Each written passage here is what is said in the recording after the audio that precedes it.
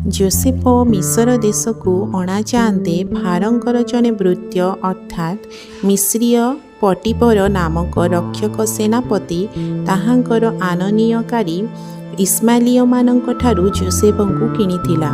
मात्र सदाप्रभु जोसेफଙ୍କର सहवर्ती थिले, एणु से समृद्ध हेले आउ से आपणा मिस्रीय कर्तार गृहरे बास कले।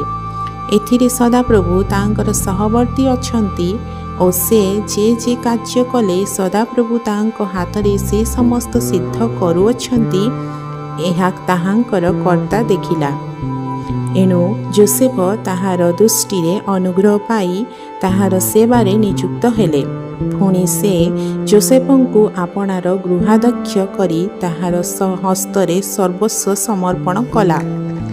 एही प्रकार से जोसेफଙ୍କୁ अपना गृह और सर्वस्वर अध्यक्ष करने दिन ठारू सदाप्रभु जोसेफଙ୍କ लागि सेही मिस्रीय लोकर गृह उपरे आशीर्वाद कले।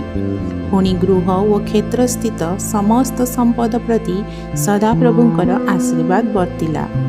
ए हेतु से जोसेफଙ୍କ हस्तरे आपणा सर्वस्वर ए रूप भार देला जे आपणा भोजन बिनु आउ कौनसी विषयर तत्व नेला नहीं। जोसेफ रूपरे ओ सौंदर्य मनोहर थिले। आउ उक्त घटना उतारे ताहांकर प्रभुर भाज्या जोसेफଙ୍କ उपरे दृष्टि पकाइबाकू लागिला। तहु ताकू कहिला, तुम्हें मो संगे शयन कर। मात्र जोसेफ अस्वीकार करी आपणा प्रभुर भाज्या को कहिले, देख ए गृहरे मो जिमा जहाँ अछि मो प्रभु तहिर तत्व नियंती नाही। से मो हस्तरे आपणार सर्वस्व समर्पण करिअछंती। एही गृहरे मो ठारू बड़ केही नाही। तुम्हें ताहांकर भाज्या। ए निमंते केवल तुम छड़ा मो प्रति आउ किछि मना नाही। ए हेतु मु कि रूपे एडे बड़ दुष्टता और परमेश्वर विरुद्ध पाप करि पारे। तथापि से स्त्री दिन को दिन जोसेफଙ୍କୁ एपरी कहे। मात्र जोसेफ ताहा संगे शयन करिबाकू किंबा ताहा निकटरे रहिबाकू सम्मत हुअंती नाही। अनंतर दिनकरे जोसेफ निज कार्य निमंते गृह भीतर को गले। पुणी गृहर दास मध्यरु केही सेठारे नथिला। तेणु से जोसेफଙ୍କର वस्त्र धरी मो संगे शयन कर बोली टणाटणी कला। मात्र जोसेफ ताहा हस्तरे आपणा वस्त्र छाड़ी बाहर को पलाई गले। जेतेबेले से स्त्री जोसेफଙ୍କୁ ताहा हस्तरे आपणा वस्त्र छाड़ी बाहर को पलाई जिबार देखिला, सेतेबेले से निज गृहर लोक मानंकु डाकी कहिला, देख से आम मानंक संगरे परिहास करिबा निमंते जणे एब्रियंकु आनिअछंती। से मो संगे शयन करिबा पाई भीतर को मो कतिकी आसीथिला। तहिरे मु बड़ पाटी करी डाक पकाइली।